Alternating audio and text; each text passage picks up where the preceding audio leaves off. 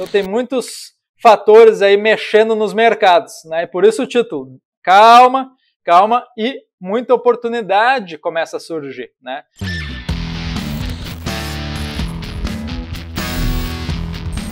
Olá, investidores e investidoras, bem-vindos ao nosso vídeo onde fazemos aquele fechamento especial da semana aqui com vocês, mostrando o que aconteceu nos últimos 5 dias, também tentando prever alguma coisa aqui para frente, né, nesse nosso exercício semanal.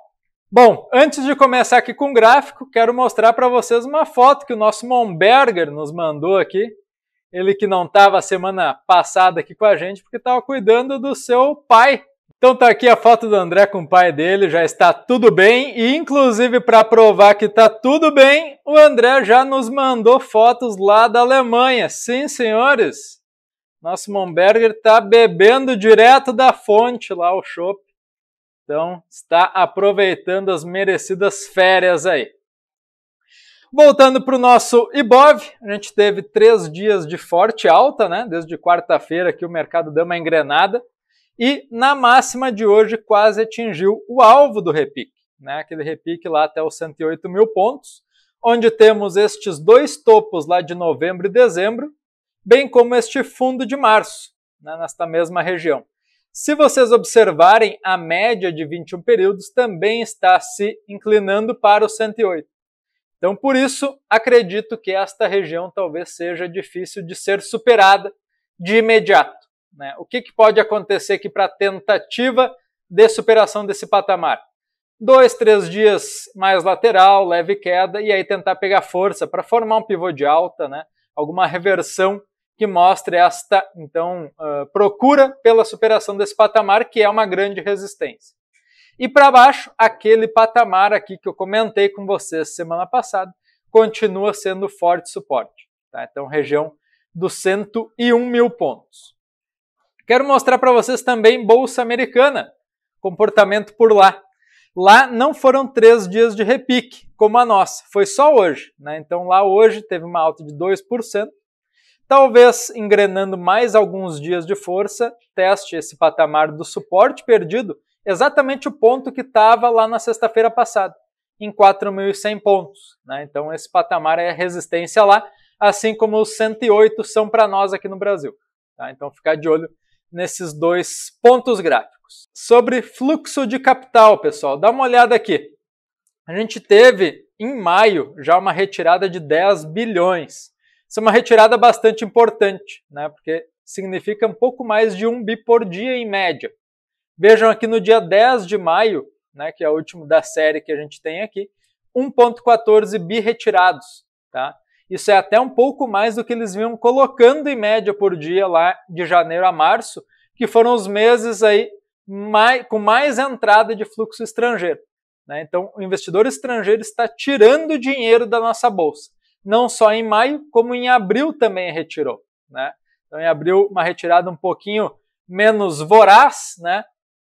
Aqui de 7,6 e agora, então, 10,1 em 10 dias. Então, é um cenário que preocupa um pouco. A gente vê, né, os americanos e estrangeiros como um todo, né, retirando capital aqui da nossa bolsa. E retirando para colocar aonde, Júlio? Para colocar em renda fixa, né? Aqui a gente tem a curva DI do Brasil. A gente já vê outros países, inclusive, subindo juros também, né? Isso deve continuar acontecendo durante boa parte, se não até o final de 2022. Tá? Então, o que acontece? O pessoal vai tirando de mercados de risco para colocar em mercados com muito menos risco, como o caso da renda fixa. E aqui a gente tem a curva DI do Brasil, onde a gente tem 3 sinais aqui, ó, empotilhado cinza, a gente tem 1 mês atrás, é o quanto se esperava que a média da Selic ficasse para os próximos anos. Vocês veem que há 1 mês atrás se esperava que atingisse no máximo aqui a casa de 13, ó, daqui a 1 ano, e depois cairia, correto?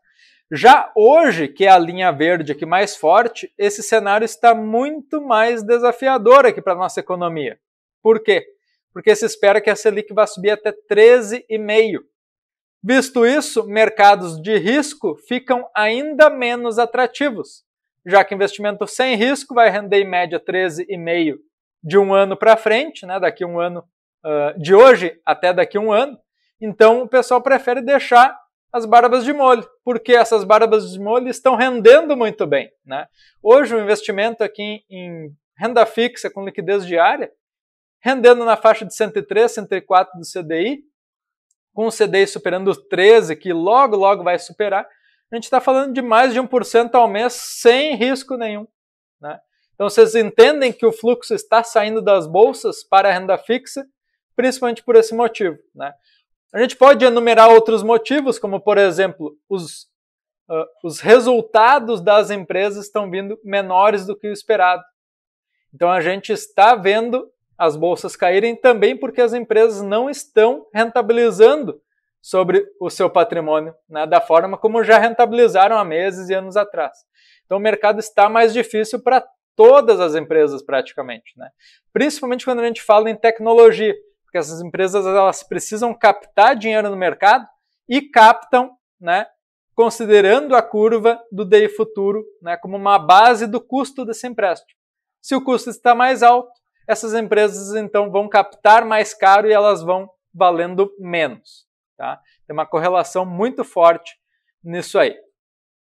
E outro gráfico que eu quero mostrar para vocês aqui, esse, né, a gente conseguiu um estudo, né, do BTG, onde mostra o preço sobre lucro da Bolsa de Valores, especificamente da Bolsa Brasileira, tá? O que significa isso aqui? Significa que quanto mais embaixo está a linha aqui do gráfico, mais barata está a nossa bolsa, tá?